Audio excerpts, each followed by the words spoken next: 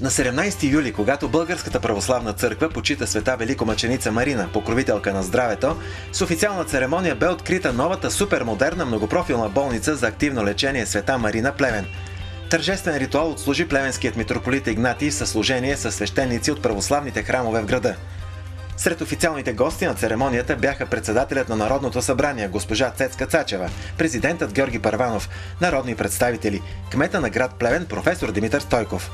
Многопрофилна болница за активно лечение Света Марина Плевен е уникална по рода си високотехнологична, умна болница, обединяваща върхови технологии в медицината, интегрирана информационна система за контрол на качеството и лечението и високо квалифициран екип от лекари и здравни специалисти, начело с професор доктор Григор Горчев. Това беше проект, който отдавна съм умислил, т.е. да направи един продукт, който така да покрие нуждите на здравна помощ на българския пациент. Т.е. един продукт, който заслужава българина. По отношение на качество на работа, качество на лечение, най-важното, бих казал такава среда, която даде спокойствие и сигурност. Аз мисля, съм казал, че високите технологии това е бъдещето на медицината. Медицината така е елитарна професия, която се развива много бързо и то основно в високотехнологична медицина, така че никой не може да спре нейното развитие. Мина времето на писалките и мина време на хартиен носител, така че остава само виртуалното пространство и виртуалните носители.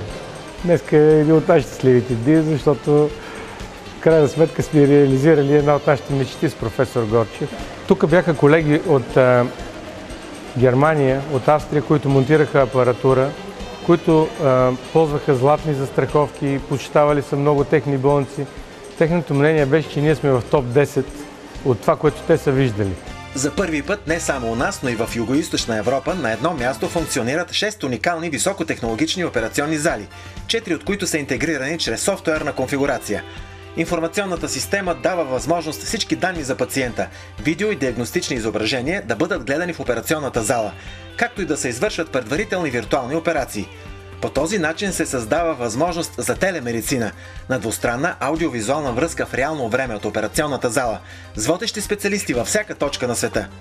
Изпитвам известна гордост, че съм част от екипа на една истинска високотехнологична българска болница, която по нищо не отстъпва на една съвременна европейска, а защо не и болница на световно ниво.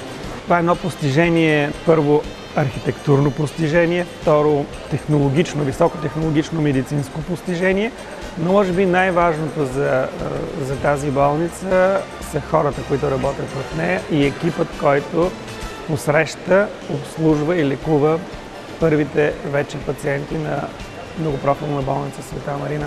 Обстановката е изключително предразполагаща и пациентите се чувстват изключително спокойни, прекрачвайки прага на тази болница, което като че ли се пренебрегваше до сега в взаимоотношенията пациент-лекара в българското общество, в нашата държава.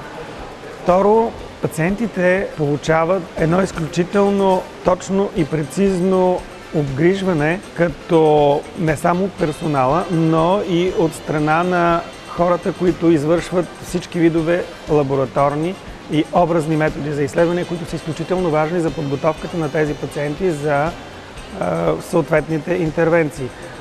От друга страна, за първи път, поне така смятам аз, това е болница, в която е реализирана идеята за електронно досие на пациента. Не случайно тя е високотехнологична IT болница. Сърцето на болницата е уникалната софтуерна система, позволяваща създаването на електронно медицинско досие за всеки пациент, достъпно за него и лекуващите го специалисти от всяка точка на света. Логистичната баркодирана система от ID пациентски гривни е свързана с електронното медицинско досие. Тя осигурява стриктен контрол на движението на всяко лекарство и фармацевтичен продукт от болничната аптека до приложението им върху пациента. Персоналният високотехнологичен терминал, разположен непосредствено до болничното легло, дава възможност за достъп до електронното пациентско досие по време на визитация, както и за провеждане на дистанционни консултации с специалисти от страната и чужбина. Какво друго прави Света Марина Плевен умна и високотехнологична? Сградата притежава собствен водоизточник, т.е. цялата вода, която ползва сградата, е собствена. Отделно водата е омекотена и пречистена. Топлата вода е с термодинамични панели, разположени на покрива на сградата. Използвали всички съвременни методи, възможни, които правят енергоефективна една сграда. Подобни високотехнологични постижения не биха били възможни без всеотдайния труд и усилия, много вяра и хуманизъм в името на пациента. В такъв дух бяха отправени и пожеланията на нашите събеседници, пожелания, към които се присъединява и нашия екип. Искам наистина да им пожелая така много здраве и със същия ентусиазъм да работят и за бъдеще. Моето пожелание бих отправил към хората, които работят тук, да запазят добротата в себе си, да предадат добротата в себе си на пациентите, които постъпват за лечение в тази болница, и да запазят и да продължават да повишават своя професионализъм, така че да бъдем максимално полезни на нашите пациенти. Моето послание е да си вярваме, да има доверие между пациенти и лекари, да няма разделение между нас, защото това е разделение на самото общество. И аз смятам, че това е един заемен процес, т.е. трябва, тук имате също вие основна роля мас-медиите, защото електронните медии, защото по този начин ще подобри връзка между пострадалия и лекуващия. И друго, което аз ще кажа, че крайно време е да гледаме на пациента, не на поредните хикс пари, които са, а да гледаме на пациента като съдба и да решаваме неговата съдба. Това е това правилният начин.